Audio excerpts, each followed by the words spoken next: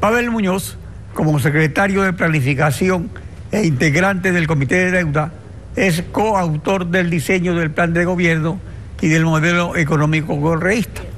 La mayoría inicial de la Asamblea 2017 de 2021 le confió la presidencia de la Comisión Legislativa del Régimen Económico y Tributario. En consecuencia, es un profundo conocedor de la crisis fiscal, de sus evoluciones, involuciones y revoluciones. Pavel Muñoz, asambleísta de la bancada correísta. Buen día, bienvenido a Contacto Directo. Gracias, Alfredo, buenos días, un gusto estar aquí en el programa, un saludo a todos, y no solamente conocedor de eso, sino también de un modelo de desarrollo que lastimosamente no está avanzando, Alfredo. Buenos días. Buenos días. ¿Qué opina del proyecto urgente? ¿Es como los proyectos Trole de Correa? ¿Soluciona la crisis o solo bachea el déficit fiscal? Proyecto muy peligroso, Alfredo, para la economía ecuatoriana, proyecto que debe ser analizado con mucho cuidado, proyecto desde mi punto de vista más irresponsable, que tiene más de 400 artículos, busca reformar 22 leyes de solamente un mes y que contiene algunas cosas que son absolutamente perjudiciales para la economía ecuatoriana.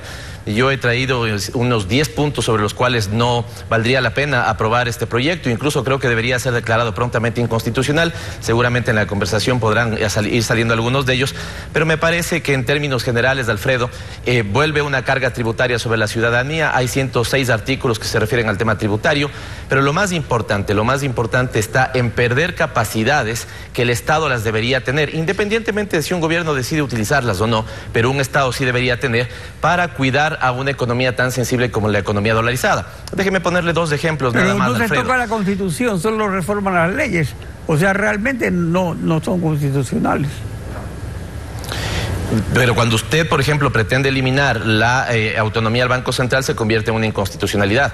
Cuando usted, por ejemplo, quita el carácter de obligatoria a la planificación nacional para que sea nada más que indicativo al propio sector público, está cometiendo una inconstitucionalidad. Y en ese sentido, Alfredo, son temas que hay que cuidar. Fíjese, déjeme citarle nada más lo que dice el propio viceministro de Finanzas.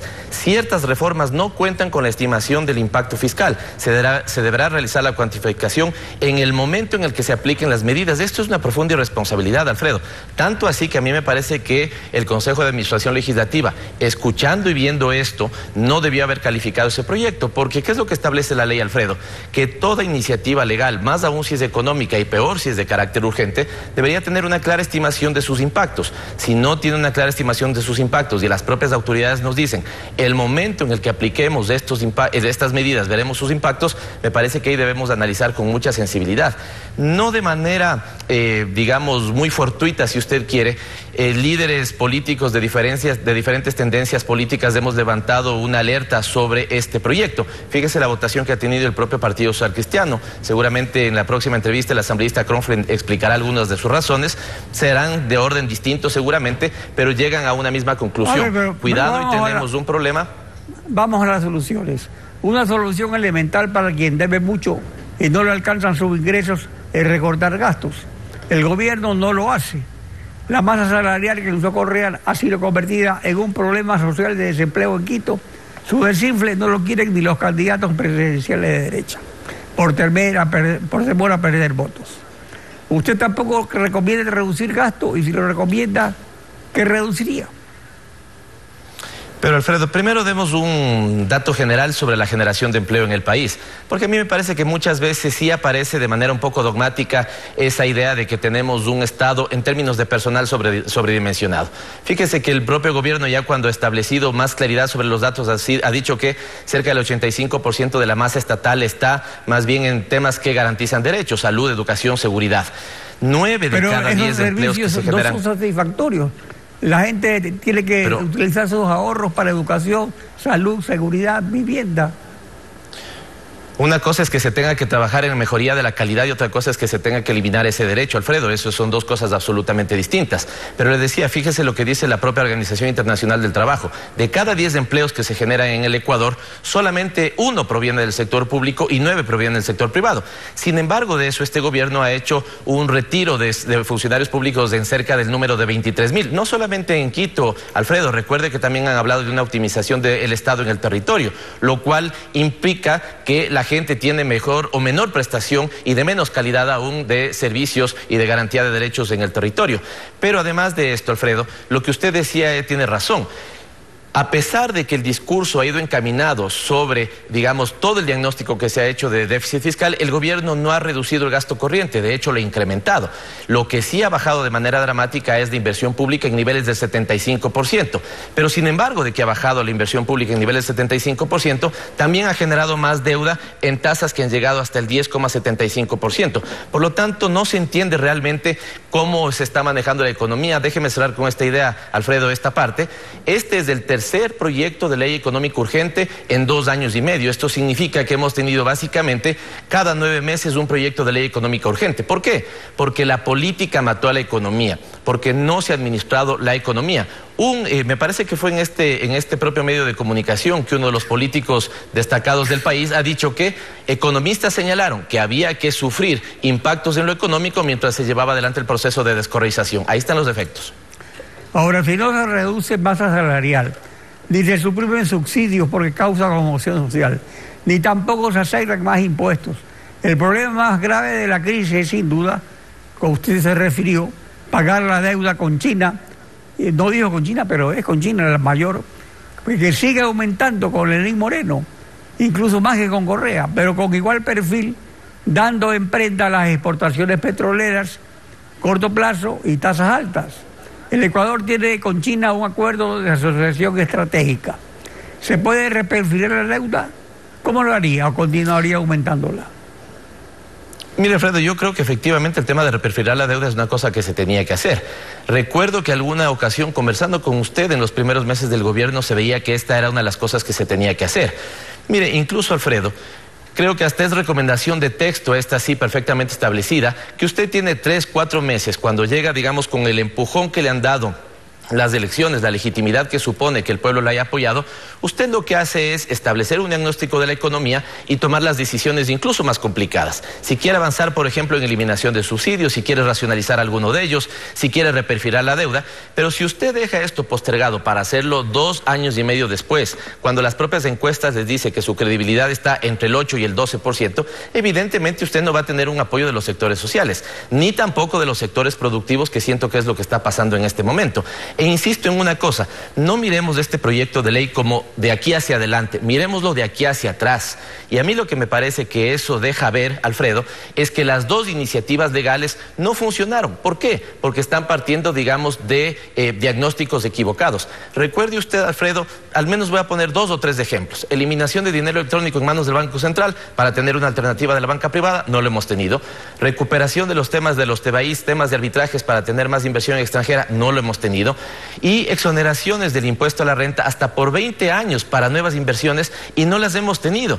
Yo pregunto a la ciudadanía, Alfredo, y también a los medios de comunicación, ¿cuál de los 404 artículos de esta iniciativa legal realmente reactiva la economía, genera crecimiento y, lo más importante, genera empleo en el país? Ninguno.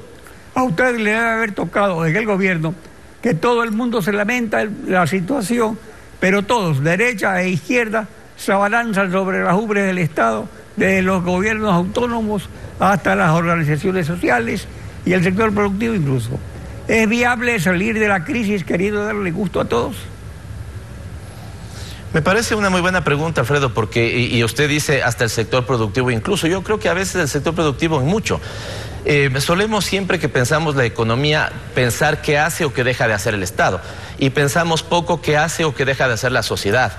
Y en ese sentido hay que reconocer que efectivamente tenemos una sociedad que muchas veces está más predispuesta a la queja que, digamos, a la búsqueda de soluciones. Pero usted ha señalado el sector privado y yo lo remarco en el sentido de que solemos tener un sector privado, lastimosamente, aun cuando sí encuentro mejoras, si usted quiere, o cambios generacionales en un nuevo empresariado que piensa en innovación, que piensa en generar inversiones en tecnología, que no le tiene temor, digamos, a combinar con la inversión privada sus propias inversiones en lo privado, pero solemos tener también un comportamiento absolutamente rentista.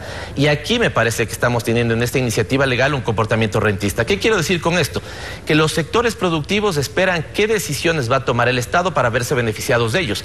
Y aquí me parece que hay un claro sentido de apuntalar al sector financiero bancario en el país y no necesariamente el aparato productivo que genera empleo. Déjeme ponerle 2 ejemplos, Alfredo. Ahora, perdón un momento, pero el problema sería el esquema del modelo, porque mientras más utilidades tiene la banca, que siempre dice que está sólida, más recibe el gobierno. El gobierno se lleva el 44% en impuestos. O sea, el gobierno realmente es el socio principal de los bancos. Mire, a todo gobierno y a todo Estado le interesa que todos estén bien, no solamente un determinado sector, que todos estén bien. Mientras a todos les vaya bien, al Estado también le va bien y por lo tanto a la sociedad también le va bien. El problema no es que, el problema más bien se da en cuando solamente unos están bien. Y es lo que me parece ha pasado con el sector financiero bancario. Si usted mira la economía en el año anterior, crecimos a 1,3%, me parece que terminó siendo el dato oficial, y las utilidades netas de la banca crecieron al 40%. Los dos ejemplos que le iba a poner respecto a esta iniciativa legal, que podrían ser un cóctel molotov, son los siguientes. Por un lado, usted está quitando, ¿no es cierto?, la disposición legal de que en este momento una parte de los depósitos que recibe la banca se quede en el país, generando y dinamizando la economía nacional, lo que se llama el coeficiente de liquidez doméstica, es decir, una parte tiene que quedarse en el país. Lo está eliminando. Pero al mismo tiempo, Alfredo, usted está pidiendo, bajo una lógica de impunidad incluso fiscal, que haya una repatriación de capitales. Capitales que en algún momento salieron del país sin pagar sus obligaciones, hoy podrían regresar. Esto se ha hecho en algunos países, no en todos ha dado resultados, pero aquí me parece que la combinación de factores podría ser absolutamente letal para nuestra economía.